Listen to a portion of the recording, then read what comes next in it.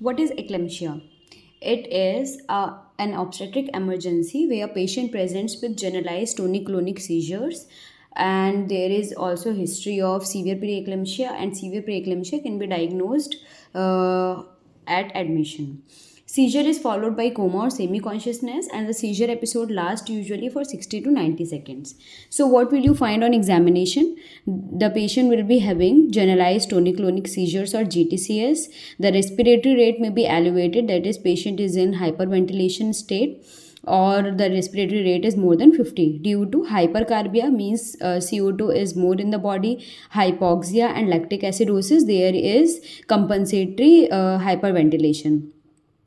These features may not be present, like raised BP, edema, and proteinuria. There may be sign and symptoms of pulmonary edema, like there is respiratory distress or there is fluid in the lungs, which can be examined by doing auscultatory examination, and we can find bilateral basal fine crepitations over the lung bases. Fundal examination should always be done to rule out blindness because it involves occipital lobe and causes occipital lobe edema. Retinal detachment can also be there, which is usually reversible after delivery. And fundal examination should be done to rule out visual disturbances. On perabdominal examination, if the patient is pregnant, means it is presenting in antepartum period, then we have to check the uterine contractions, which can be due to eclampsia, and this eclampsia can lead to abruptio, which in turn induces labor.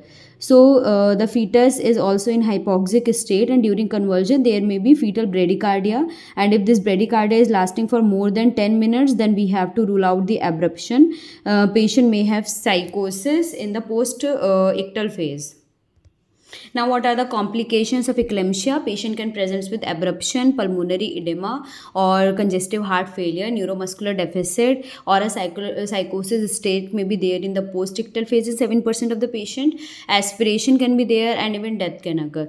While the abruption is the most common complication. Now, what is the management? First of all, we have to call for help. First, we have to stabilize the patient. Magnesium sulfate administration is done. Antihypertensive are given to control the blood pressure, and the definitive management is induction of labor, because termination of pregnancy irrespective of gestational age is the management of choice. And what will you do to stabilize the patient? First, we have to perform certain measures for prevention of injury, like raising the bed rails, and then we have to turn the patient in the left lateral decubitus position, so as to allow the draining of the secretion. A mouth gag should be put to maintain the airway, to be put during clonic phase. Suction out the secretions and oxygen inhalation. So these are the measures used to prevent the injury during an eclampsia episode. We monitor the vitals, we secure the IV line, take blood samples, and through this IV line we can start the fluids, but this fluid restriction should be 75 ml per hour. And we can also start magnesium sulfate, because it is neuroprotective and can help in the prevention of further seizure episodes. It is not used for treatment but only for the prevention of seizure episodes. And we have to catheterize the patient also. Now, for magnesium sulfate administration, it is used for prevention and treatment of seizure episodes. Action is, it is a centrally acting drug. It has multiple mechanism of action. First is blocking NMDA receptors. It also reduces the presynaptic release of glutamate. Glutamate is a excitatory neurotransmitter, and hence it is decreasing an excitatory neurotransmitter and also blocking the receptors on which glutamate is acting. It also causes peripheral vasodilation. So the side effects of magnesium sulfate administration can be nausea, vomiting, and the flushing. Magnesium sulfate is not an antihypertensive. It has a low therapeutic index, that is 4 to 7 milliequivalents per liter, and this magnesium sulfate is only excreted by urine, and hence we check urine output, and it should be adequate for magnesium sulfate administration. So before loading dose, there is no need to check for the renal function, but if you need to give the maintenance dose, and serum creatinine levels are mandatory to be done, and they need to be monitored before starting a maintenance dose. Now, what are the effects on the fetus? This magnesium sulfate act as a neuroprotective agent, and it has to be given in case of preterm delivery, like 28 to 32 week babies. It decreases beat to beat variability, and fetal few decelerations may be seen. Magnesium sulfate toxicity can lead to neonatal respiratory depression, and it also has tocolytic action, but it is at a higher dose, that is more than 8 to 9 milliequivalents per liter. But at this dose there occurs toxicity. Now there are certain regimes that we follow. First one is the modified Pritchard's regime, which is most commonly done, and in this regime first we have to give loading dose. This loading dose is made by 4 grams of 20% IV magnesium sulfate in 20 minutes plus 10 grams of 50% IM magnesium sulfate, which is given as 5 grams in each buttock. So the IM administration is very painful. So with if we are giving IM, then we have to add 2 grams of lignocaine before IM administration. It is given in a 3-inch 20 gauge needle deep inside the buttocks, and 1 gram of magnesium sulfate in 50% concentration is available in a 2 ml ampule. So it is given in a 10 cc syringe. Hence total ampules required are 14. 4 ampules are needed for 4 grams dose, and rest 10 for 10 grams dose we need at least 10 ampules. 5 ampules are given in each buttock, and the IM dose is 50% while the IV dose is 20%. Now how will you make the IV solution? So for 4 gram 20% solution is required, and hence a 20 cc syringe is used. In this 20 cc syringe we will take 12 ml of normal saline and 4 ampules, which is equal to 8 ml or 4 grams of magnesium sulfate is added, and hence it makes 20% solution. This IV dose patient's heart rate must be monitored, and maintenance dose of 5 grams of 50% solution IM alternatively in left and right buttocks is given.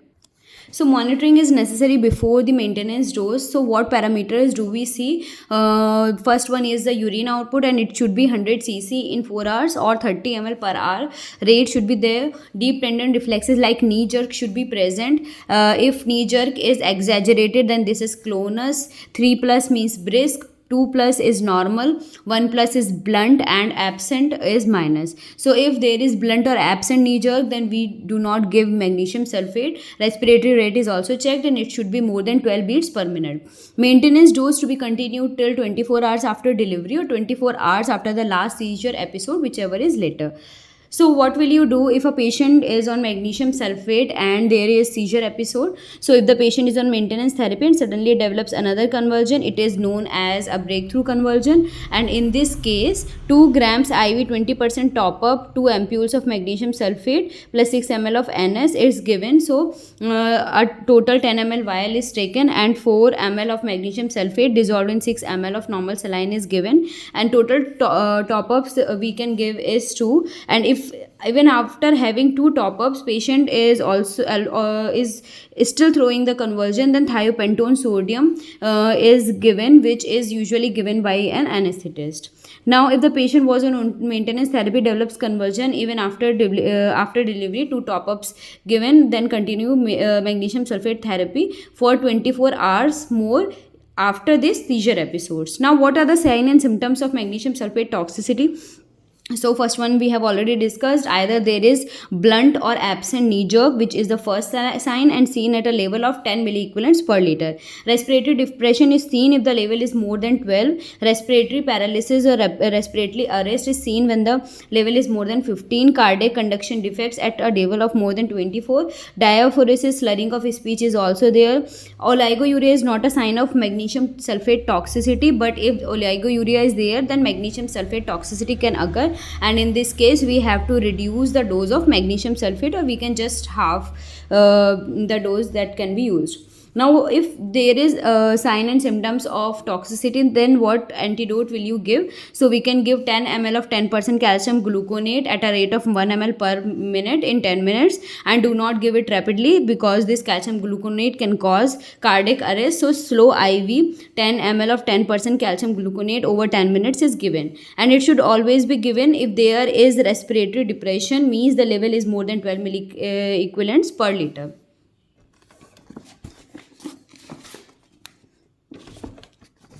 Now, what are the contraindications to magnesium sulfate? Magnesium sulfate, MNG. MNG means myasthenia gravis. We do not give magnesium sulfate in case of CKD patient or renal failure. We do not give magnesium sulfate. Then what will you give to control the seizure episode? So the drug of choice in these two cases is either midazolam or lorazepam.